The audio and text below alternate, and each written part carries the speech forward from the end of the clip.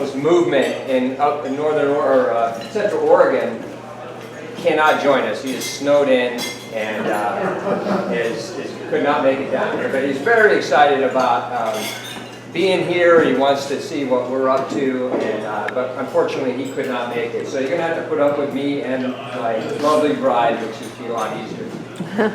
Anyway, what I want to do is just give you a quick history of rail biking. It's not really that quick. Rail bikes have been around for about 200 years. In Germany, they had them there just to travel the rails, mainly as a work vehicle, inspect the rails, repair, do whatever they could. But really just recently have been up for the public concession so that the public could access them. And that was Kim Metlan in Oregon, who started about 6 years ago. He has now 5 locations in operation, some going north and south, some just going one way. My wife and I went up last summer and took the Bay City route, which is pretty dang fun. And we're going to model our operation after what he's been doing. Kim and his wife Anita own a bike shop near the railroad, which happened to be near a brewery, which was kind of handy. And so he designed these bikes and put them on the rail, and they were initially 2-seaters. But from there, the town of Tillamook invited him to come and put them on the tracks down there. So he said, sure, and designed the 4-seater bikes, which is the one like you see out here, and has since been running them. They've had, well, he told me they had over 20,000 people this year on their bikes, their different locations, and which is, so over the years, I mean, we're looking at, well over 100,000 people have used those just at his locations. So let's see. Well, yeah, without further ado, we're going to show you a quick little video of the run from Halverson Park to down the safety corridor and back. Yeah, it's a short little video, give you a glimpse of it, and then we'll come back in and Chris will talk to you about the locations that we're looking at and that kind of thing. So, maybe a little bit more change later.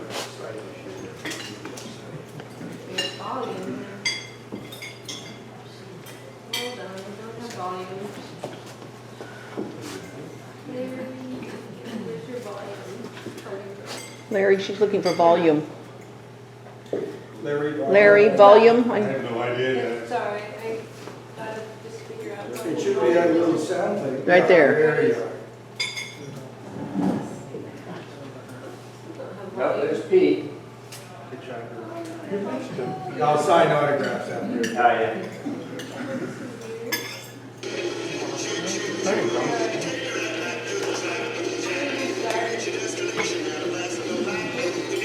I'll play it again when it's Chris is probably proud of the soundtrack, Are you just picking up the drivers or what? Let's play it again. It'll play again. Or it should play again. There you go. So this is where the speeders have opened up and ran last year at Timber. Is it just north of the Eureka Slough Bridge by Target? Yes. Going to the new Calaveras Street there, it's coming down.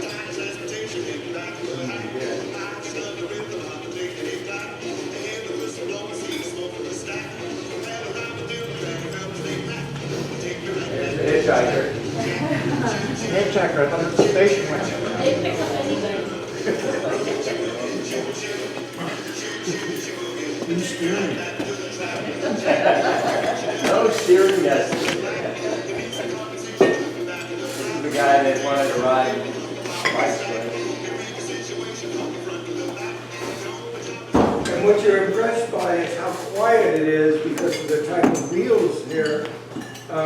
You have a very serene experience while you're on that. Chris, And you can Chris, can you sit down? look at the migratory chickens in the bay and the prettiness of where the tide is and all that. It's just gorgeous. So Chris is going to talk a little bit about the locations that we've got staked out and just kind of the operations that we're. Yeah, so thank you all for coming today. So what we've been looking at when we made a proposal to the NCRA board were a couple of locations. One of them starting basically right out here by the roundhouse and then going towards Manila down to where they have the lighthouse mini golf place. Now, there's some track in there that needs cleared, basically from Peninsula Drive down to that mini golf and the park that's there is all overgrown. So that section would need clearing. And it's pretty short, to be quite honest. Once you've gone through all this, you kind of want to be on it for a while.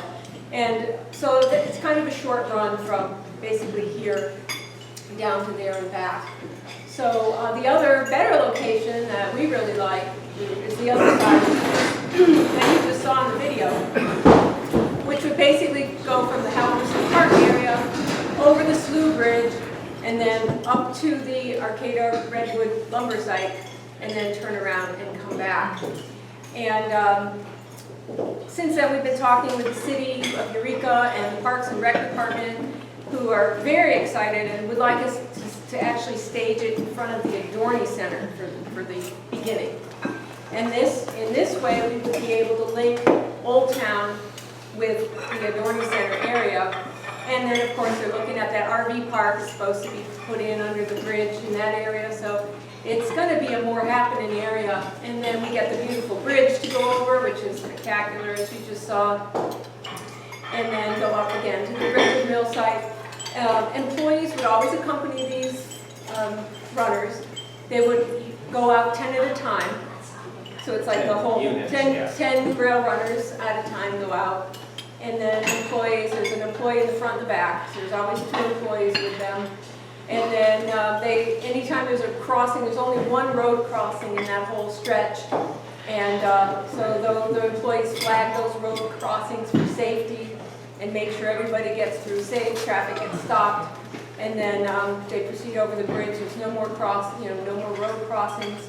The employees turn the runners around at the end, and then we bring everybody back. So that's pretty much how the operation works. It's pretty simple, and be pretty exciting to bring it here. So what am I missing here? Yeah, I know Timber Heritage has. Yeah, go ahead. Sorry. Yeah, thank you. So if you've got 2 employees per cart going along, are the employees doing the pedaling or are all 4 people doing the pedaling? All 4 people Okay. pedal. Now these, by the way, we have a rail runner outside. I don't know if you had a chance to take a peek at it, but it's a 4-seater. You're sitting down in a recumbent position. You don't have to worry about balancing like you do on a 2-wheel bicycle. And even if some of your party has physical issues, so maybe bad knees, bad hips, as long as somebody else is pedaling, you're fine. So even though you're all pedaling independently. So it's not like they're all linked together and you have to go at the same speed. So it's one speed, there's no shifting gears, there's a brake on it, it's a disc brake, so when you need to stop, you just, one person's in charge of the brake. The employees, there'd be one employee in the front car and one in the back car. They pedal too, because they're going to be young and strong.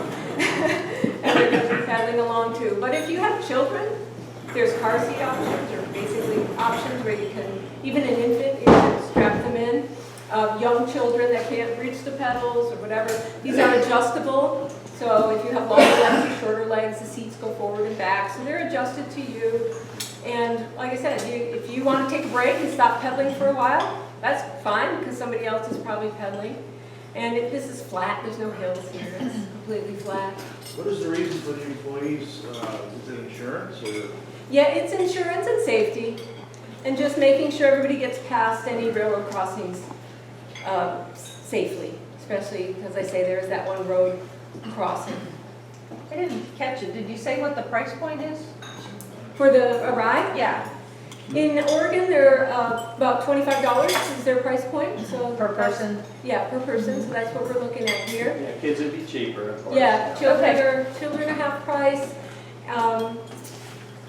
We're gonna do it per person, where I know other operations do it by the car. Like you basically reserve a car, and they're actually much more expensive.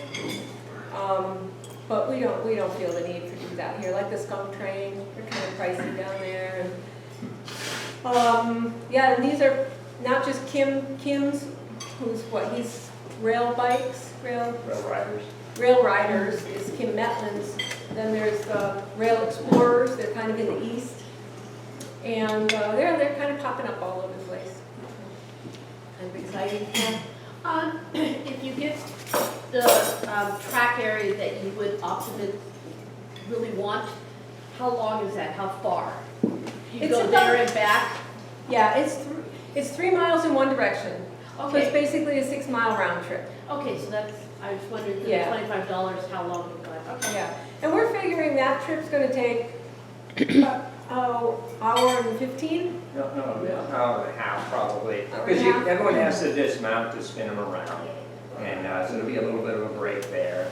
But that's as far as the tracks are available right now.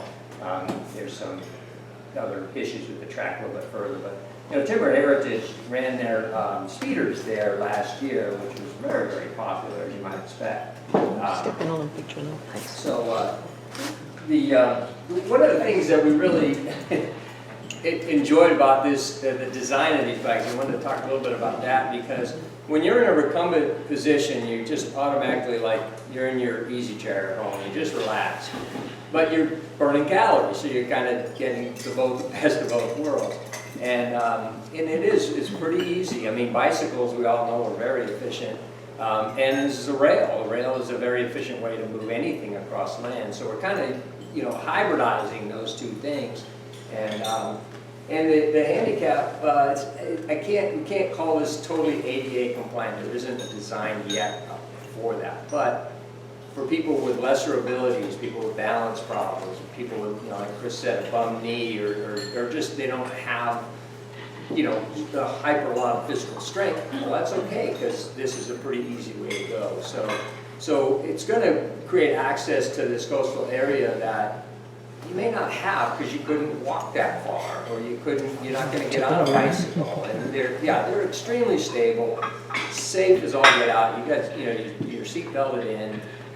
There's really no real dangers here. They don't get up to, the top speed. If you've got some really, people on Triple Espresso and Red Bull, maybe you can get the thing up to 9 miles an hour, But that's kind of about it. And but when you're done, you're going to have your appetite. You're going to want to go to one of the local businesses and pick up a bagel or a cup of coffee. As a matter of fact, there's some businesses that are very interested in helping sponsor this because they can see that tie-in.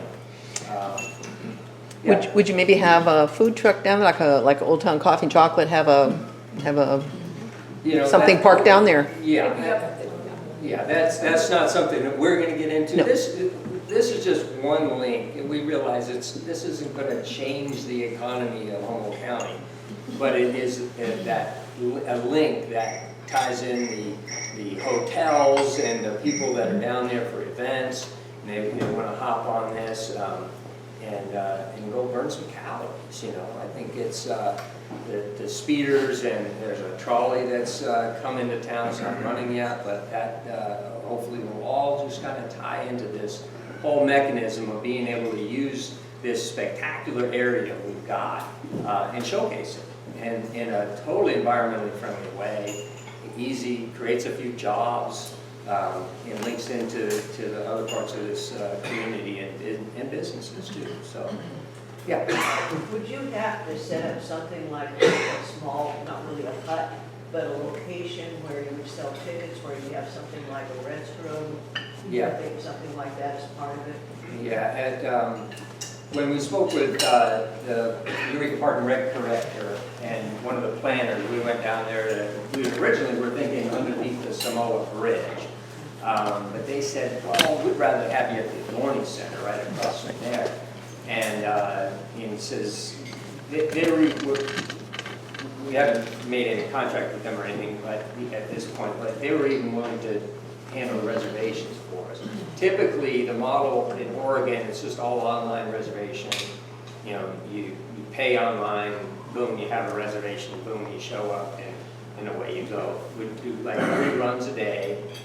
The staging area would just be these all, 10 of them will fit in a shipping container, which we would, there's space to put it there.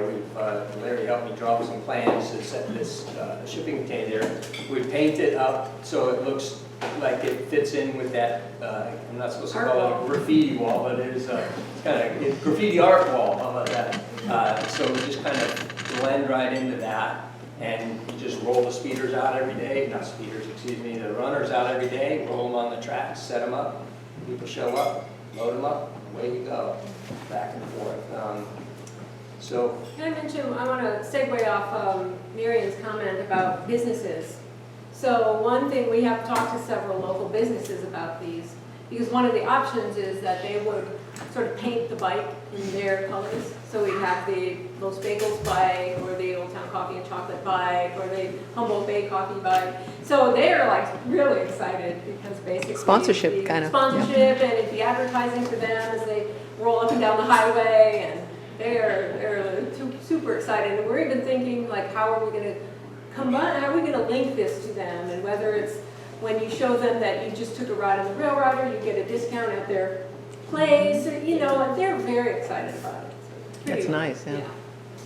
But are you guys building them, or where do you get them? no, good question. We're Kim Metlan, who unfortunately isn't here today. He has a design. We're buying them from him. Right now they're making them after we got seemingly unanimous not approval, but enthusiasm from the rail authority. We went ahead and ordered it, and so he has been evolving this design. So they're being made up in Oregon. How about future plans? Well, right now, basically, we're looking at getting them on the tracks, seeing how popular they are. If the other locations are any indication of what this could be, who knows? I don't know. There's some other locations that might be worthy of it, but this one right here seems to be pretty ideal. I mean, you have what they're doing down at Halverson Park, and cleaning up the whole Adorney Center area. I mean, Eureka Park and Rec and the planning department, they this is like, they can't hardly wait to see something like this. This just totally fits in, doesn't take up a lot of room, will be a big draw, and ties in, with healthy activity. Yeah. I have a couple questions. So how flexible is this? Is like you said, you're going to run 10 of these at once, and I would imagine you'll have some kind of schedule of people that are signing up online. So can you make smaller numbers of cars run at once, and is it still economically viable? And that's my other question. Are you setting this up as a nonprofit? Is this a for-profit organization? And where is it? Where are you in process? Besides talking with the city and the park and rec? The 10 units at a time. I mean, there'll be times I'm sure there's not 38 people that have reservations, so you wouldn't run them all out just for that. But that seems to be what works. You wouldn't want more than that because it's just too hard to wrangle that many. Wrangle. But less than that, you're looking at business model. It is for profit. It's a business. We're not ashamed at all about that. It's a business, right? Else things run, but so that's a model that seems to be working. Whether we make adjustments with that as we go along, well, yeah, probably. You've got to start somewhere. And these things are physically fairly easy to take on and off the tracks? Well, you don't want to have to move them too much. They're about 120 pounds a piece. Oh, that's not bad. But you don't want to have to lift too much. It's rolling is the ideal.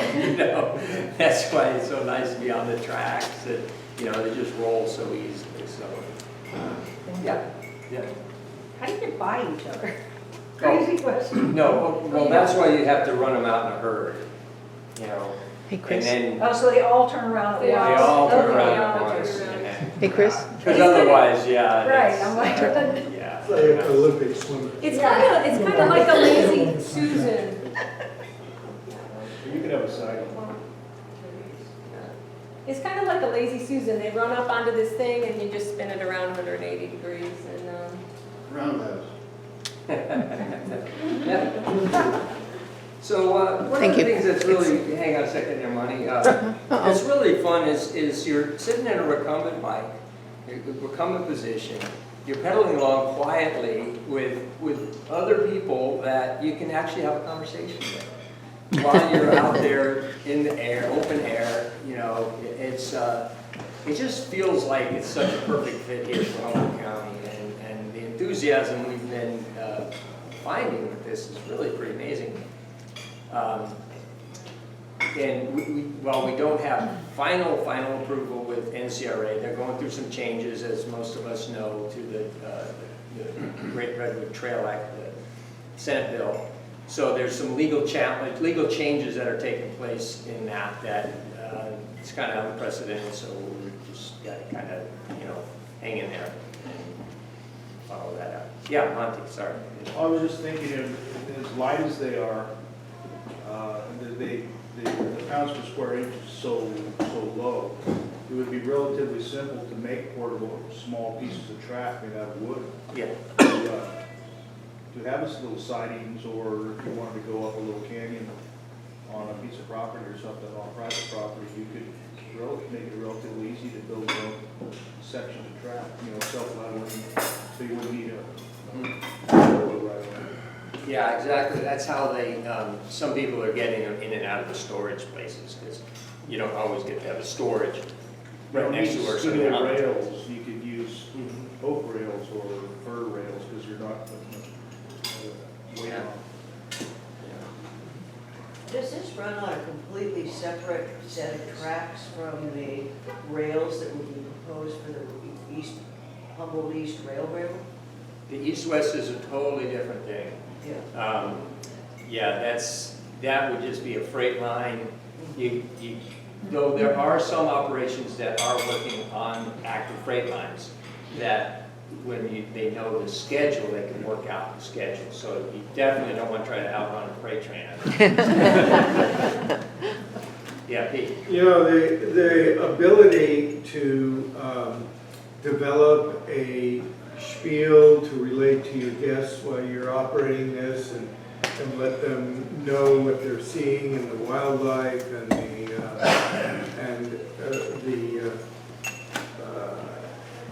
operation of Humboldt Bay, whether it be aquaculture, whatever, is there. And I suppose that there'll be some banter developed between the guides that'll be with these people or not. And some of these people may have customizable focuses that'll be addressed, whether it be bird watching or who knows what it could be. But that opportunity exists, and also to cater to special activities in the city of Eureka, because there are usable tracks all the way to Elk River area, so you could imagine activities associated, co-activities being developed with merchants or the city or whomever. In our head, we've already got fundraisers designed. So we're like, oh, we could do this and this and this, and, you know, use this as a fundraiser thing where, you know, teams compete against each other as they roll along the tracks. No So end of there's- ideas that you could peddle. There is no end. Yeah. There. Owners. So that whole spiel was to get to that part. Will you provide the helmets and goggles, or do we have to take them ourselves? And the scarves. Yeah. Mouth yeah. That's for the Olympics, yeah. That's We do have safety vests that people wear, those kind of lime green, bright safety vests, and there are seatbelts on these things, so you buckle in. Hard hats for the eucalyptus area.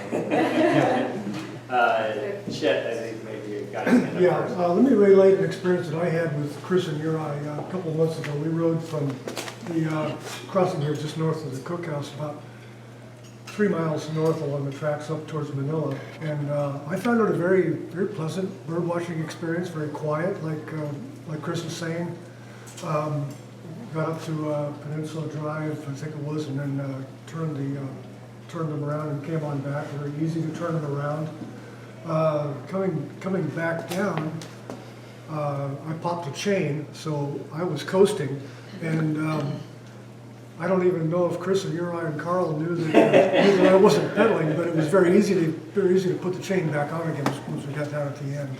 Yeah, Which is one of the reasons we've got employees, just in case something like that happens, the employee can fix it. And it's probably because you were pedaling backwards. That's a design flaw. I'm not sure how we're going to work that out. That's for my the builder that got to figure that out. But we won't tell. I'm glad you confessed, you know. Yeah. Do you have a date certain for a rollout? Not certain. We were aiming for May 1st, or the first part of May anyway. And everything looked like it was going along good. NCRA, said, yeah, go ahead. Just, had an ad hoc committee. Actually, Richard was in on that too, and come up with a amendment to an MOU that the Timber Heritage already have. That was going to be the simplest way, and blah blah blah. But then the legal counsel changed, and now it's a little bit mucked up, and I'm not going to put Richard on the spot yet to describe what's going on there, but so we're not sure. We're hoping maybe midsummer now, but 1st of May doesn't look as realistic as it did about a month ago. Do you see this as a year-round operation? Oh, is this, no, it's seasonal. And what's your season? Roughly, we're looking at May to October. Oh. In that time frame, because as you know, Right. rain. A day like today. Yeah. It's one thing if you can know and book ahead when it's not going to rain, but that's pretty impossible in the winter time. So unless we develop a enclosed vehicle that you can take out in the rain, maybe that's going to be in the future. Has a sale. Bubble. So anyway,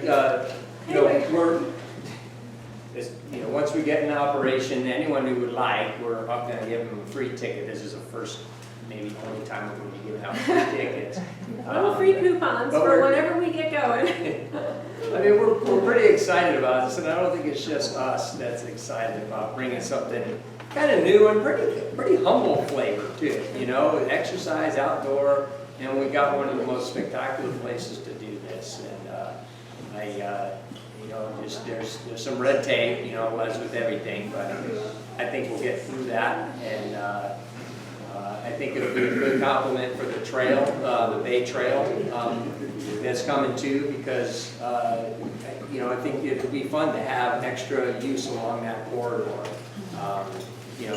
People pedaling their bicycles or they want to run, well, they can be right alongside the rail runners and right, alongside the highway. I got to say, when we're taking it out on some test runs down the corridor, and it's really amazing the feedback you get from people driving by at 60 miles an hour. They're honking and tooting and waving. They can't hardly believe it. I mean, it's like, so we're hoping to add, some color, some exercise, some, ways to burn up some calories, and we all know we can all burn up a few extra calories, and enjoy this freaking spectacular place that we've got in a totally environmentally friendly way, using existing infrastructure, utilizing something that we already have, and maximizing the enjoyment of it. All these people that need a place to be, the hotels and all that, they're very excited about this too. And I'm partially handicapped. I can't walk long distances, but this would be a way for me. I'm partially handicapped, and I can't walk long distances, but this would be a way for me to enjoy the trail, which really is kind of, unless I'm going to have somebody to go with a car like a quarter mile up ahead of me, I'm not going to ever be able to enjoy it. So that's kind of cool. Yeah. No, I was going to say that's exactly, like, I think, for instance, my mom, who wouldn't be able to walk this kind of distance to enjoy the bay, but she could certainly sit in a chair while other people pedaled her down the bay, you know. And my so- brother-in-law has Parkinson's. Yep. And actually, one of the things that helps his motion issues is pedaling. And it's one of the therapies for Parkinson's now. And so he can't walk from here to that door, really, without help. And but he can pedal forever. I was just out there with Charlie, Charlie Bean, because I know that it would be really extra advantage to get like a real handicap kind of thing. So someone in a wheelchair, and I'm going to be working with him. He had some good ideas already, but we're not that far from getting something that is a pedal powered, thing that we can, set a wheelchair on and take people out. You need some pedalers, that's fine, but there we go. And most people really, I read a study one time, only go a quarter mile from their car. And they go to a trailhead, quarter mile out, quarter mile back. But like you're saying, you could hop on one of these things. Go 6 miles. As long as you had someone that could pedal, that you could do that whole trail. Like my brother-in-law. And maybe someday the tracks will be open all the way to Arcata. Wouldn't that be fabulous? Just pedal the thing all the way to Arcata. Or From Arcata Manila. to Fortuna. Or Manila. Or Manila, South Fork. Yeah, we have. Or Manila. You can have the bigger Easy. You can have the bigger challenge We ride. got to get people more in better shape, I think. But yeah, go ahead. I've got a couple of questions about the whole business model. So you're thinking that you'd be running just seasonally three runs 7 days a week, or have you 5 decided? days a week. 5 days a week. And yeah. how many employees would you think you would need if you're putting 2 on each run? 3 employees, Okay. in minimum. 1 would stay back at the staging area, and 2 would accompany the tours. And what is your break-even point? How many trips would you need to make in order to meet payroll and all your other expenses? Do you know? Well, ideally, it's 3 runs a day. Uh-huh. Obviously, we can fit, fill all the seats. Right. That's better, and there's Right. more, but there's no guarantee. Right, So, what it would be, do you know what your minimum would be in order to well, we don't keep know it this all day? the expenses yet. I mean, we've done the pro forma, I'm not going to bore everyone with that here today, that's for sure. But it's something that can, you can generate a few jobs, make a little bit of money, and I don't know. You can't. How do you say how much you're going to make for sure? But we don't want to just do this for fun. I do enough stuff for fun. I want but you got to have business plan. And there's going to be some spillover to other, if people think, wow, that's a cool thing to do, we'll go up there and spend the weekend and do this and that, and hotels, and like you Yeah, said. it's just one more thing. We're just trying to add one more thing. This business would tie in with people that take the Matica, people that take walking tours from Ray Hillman and other people. So it's not standalone in and of itself. So there are a whole bunch of nexus. And whether it's a family thing or it's a wildlife thing, there are all kinds of needs that may be catered to in this business. And it fits in with our community and who we are. So it isn't just a standalone type thing that's foreign. So it gives people another reason to stay in Humboldt County and spend money here if they're visiting as a tourist. And also, once the RV park is built under the bridge and near the bridge, on the east side of the bridge, there may be husbands and wives where the husbands want to go off charter fishing off of Woodley Island, but the wives want, well, maybe not, and they would have an activity they could do for half a day or whatever. So it could tie in with other. Let's face it, they don't want to. Well, eventually there'll be Halverson Village or whatever down there, and then they can shop to their heart's content. Anyway, I'm very excited about Oh, this. Cindy, yeah, we are. Yeah. Yeah, congratulations. It's exciting. Yeah. Thank you. And Becky, you're the new president, chairman? Chair of the Eureka Chamber. Chair of the Eureka Chamber of Commerce. So she carries some weight these days. Not, you know, Yeah. you rocking it. So, well, yeah. Thanks. Thank you. Yeah. You know, thank you.